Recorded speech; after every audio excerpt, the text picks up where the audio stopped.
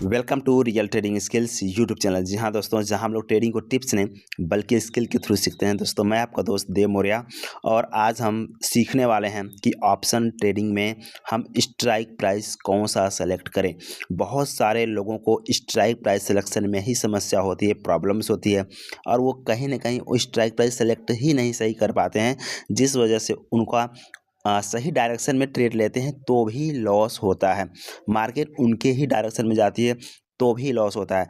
इसका सिर्फ एक ही वजह है, वो है स्ट्राइक प्राइस का सही से सिलेक्शन नहीं करना। तो आज इस पर्टिकुलर वीडियो में हम लोग सीखेंगे कि कैसे हम स्ट्राइक प्राइस सेलेक्ट करेंगे जहाँ पे हमें लॉस कम हो और प्रॉफिटेबिलिटी की पॉसिबिलिटीज़ ज़्यादा हो।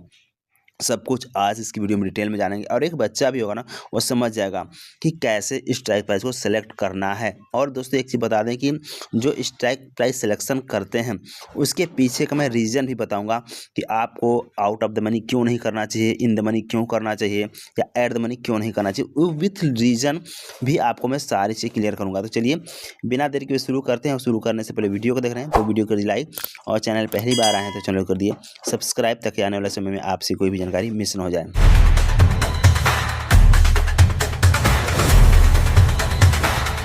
पे अभी हम देखते हैं कि कैसे हम स्ट्राइक प्राइस का सिलेक्शन करेंगे। उसके पहले छोटा सा एक डिस्क्लेमर है कि जो मैं वीडियो बना रहा हूँ आप लोगों के लिए सिर्फ एजुकेशन पर्पज से है। यहाँ पे कोई कॉल्स रिकमेंडेड जैसा कुछ भी नहीं है, सिर्फ ये एजुकेशन पर्पज़ के लिए मैं आपको सिर्फ सिलेक्शन बता रहा हूँ कैसे करना होता है, सिर्फ प्रोसेस बता रहा हूँ। ये मत समझ लेना कि कॉल्स वगैरह की चीज़ें हैं, ठीक है। चलिए यहाँ पे सबसे पहले हम बात करते हैं स्ट्राइक प्राइस सिलेक्शन। ये सबसे बड़ी गलती यहीं पे लोग करते हैं, स्ट्राइक प्राइस सिलेक्शन में ही। तो आपको यहाँ पे सबसे पहले क्या बनाना होता है, एक प्लान बनाना होता है कि हाँ हमें कहाँ से बाई करना है या कहाँ से सेल करना है। दोस्तों एक चीज़ मैं आपको बता दूं, अगर आपको सी बाई करना, सी सेल करना, पी बाई करना, पी सेल करना, कॉल पुट में आपको बहुत ज़्यादा कन्फ्यूजन होता है कि कब बाई करना होता है, कब पुट बाई करना है, कब सी बाई करना है। इन सब चीज़ों में ना बहुत ज़्यादा अगर कन्फ्यूजन है तो आप मुझे कमेंट में बताना, मैं उसके लिए बहुत ही सिंपल लैंग्वेज में आपको वीडियो बना के ला दूंगा जिसमें आपको सारे डाउट्स क्लियर हो जाएंगे, ठीक है। चलिए आते हैं टॉपिक पे। सबसे पहले स्ट्राइक प्राइस सिलेक्शन के लिए आपको क्या करना होता है। सपोज आप कोई प्लान बनाते हो या कोई यहाँ पे एंट्री मैं मार्क कर लेता हूँ कि सपोज ये कैंडल है, जब मेरा व्यू पॉइंट है कि इसके ऊपर जाएगा तो मुझे यानी कि प्रॉफिट होगा या लॉस होगा, जो भी है आपने एक प्लान बनाया। यहाँ पे मान लो कि आपका ये एंट्री पॉइंट है और यहाँ पे आपका एसएल पॉइंट है, ठीक है। ये एसएल है आपका और एक एंट्री है। अब आपको जो स्ट्राइक प्राइस है या जो करंट मार्केट प्राइस हो सकता है, यहाँ पे हो कहीं भी हो current market price, but entry और स्टॉप लॉस पे आपको ज़्यादा फोकस करना होता है। अब सपोज दैट यहाँ पे मार्केट, यहाँ पे इस तरह से यहाँ पे मार्केट हमारे एंट्री पॉइंट पे आ गई है। अब हमें करना है स्ट्राइक प्राइस सिलेक्शन। तो हमें कौन सा स्ट्राइक प्राइस सिलेक्शन करना है, ये वाला करें, ये वाला करें, ये वाला करें, है ना। तो दोस्तों एक चीज़ समझ के चलना कि मैंने आपको एक वीडियो बनाया हुआ था, इन the money, at the money, out of the money, ठीक है। अगर उस वीडियो को नहीं देखे हो तो उस वीडियो को जाकर देख लेना। इन द मनी क्या होता है, आउट ऑफ द मनी क्या होता है, इन द मनी क्या होता है। तो यहाँ पे हम बात करते हैं कि जब आप एंट्री पॉइंट, आप मार्केट जो है आपके एंट्री पॉइंट पे आता है, तो जो आपके एंट्री पॉइंट होता है यानी कि उसके नीचे क्या होता है, आपका एसएल पॉइंट होता है। तो जो एसएल पॉइंट के आसपास या एसएल के नियर बाय वाला जो पॉइंट होता है स्ट्राइक प्राइस, वही आपको सेलेक्ट करना होता है। यानी कि आपको क्या करना होता है, इन द मनी करना होता है।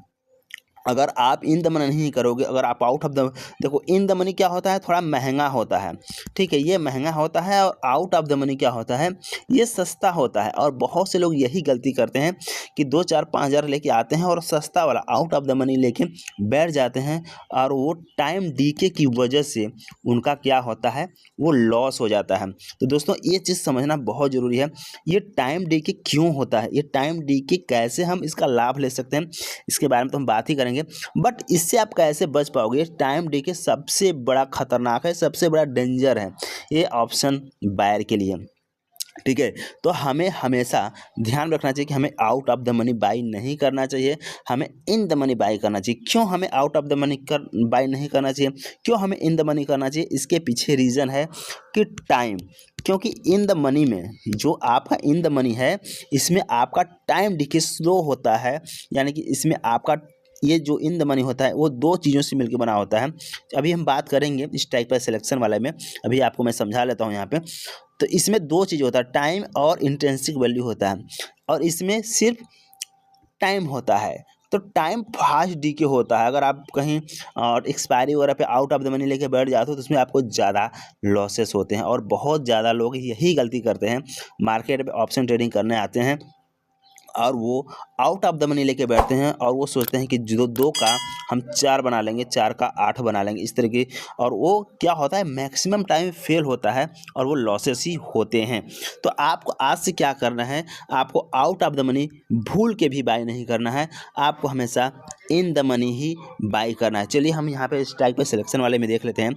यहाँ पे तो आपने प्लान बना लिया कि कैसे करना है। अब आपको जाना है अपने एप्लीकेशन वाली, कहीं भी आप ट्रेडिंग वगैरह कर रहे हैं, ठीक है, तो मैं ओपन कर लेता हूँ जहाँ से आप स्ट्राइक प्राइस सिलेक्शन करते हैं।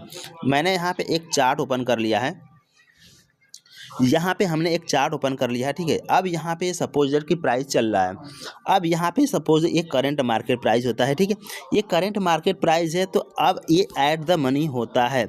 अब ऐड द मनी में क्या होता है कि ये ऐड द मनी जब आप लोगे तो इसमें टाइम डीके जो होता है ना बहुत ही फास्ट होता है, टाइम डीके बहुत ज़्यादा फास्ट होता है, इस वजह से इसमें लॉसेस ज़्यादा होते हैं। और ये देखो क्या है, ये ऐड द मनी हो गया।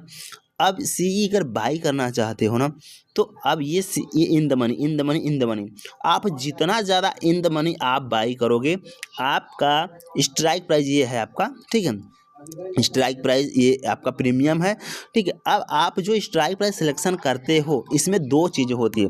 ये जो आप जो है कि सिलेक्शन कर रहे हो, सपोज आपका एक करंट मार्केट प्राइस है, मैंने आपको बताया कि ऐड द मनी और आउट ऑफ द मनी, ठीक है, आपको भूल से भी बाई नहीं करना है, अदरवाइज आप टाइम डीके की वजह से आपका लॉस होगा। सपोज आपने यहाँ पे बाई किया, ठीक है, और आपने आउट ऑफ द मनी लेके बैठ गए, प्राइस ऊपर जा रहा है, फिर भी आपको लॉस ही होते हैं। क्यों? क्योंकि ये टाइम डीके आपको खा जाता है।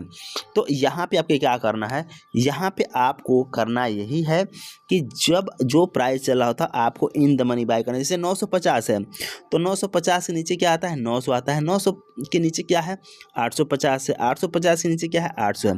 तो आप जितना इन द मनी जाओगे आपको थोड़ा कॉस्टली पड़ेगा, बट इसमें टाइम डीके कम होगा, क्योंकि इसमें दो चीज़ों से ये मिलके बना होता है। जो ये आप प्राइस देख रहे हो दोस्तों, ये 170 आप यहाँ पे प्राइस देख रहे हो, इसमें दो चीज़ें हैं, एक तो टाइम है और दूसरा क्या है, एक इंट्रिंसिक वैल्यू है। आप ध्यान से समझना, ये सब चीज़ें आपको कोई नहीं बताएगा, ये इंट्रिंसिक वैल्यू है।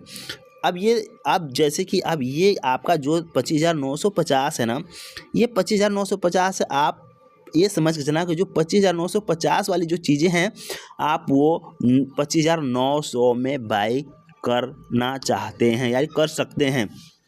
आप सोचो कि कोई चीज़ है जिसकी प्राइस 25,950 है, लेकिन आपको 50 पे सस्ता मिल रहा है, आप 850 रुपये में ही खरीदना चाहते हो, आप 850 रुपये में ही ले सकते हो, ठीक है। तो चलो मैं यहाँ पे आप एक एग्जाम्पल के रूप में मान चलो कि 25,950 है, अब ये 25,950 वाली चीज़ें आप 25,850 में ही बाय करना चाहते हो।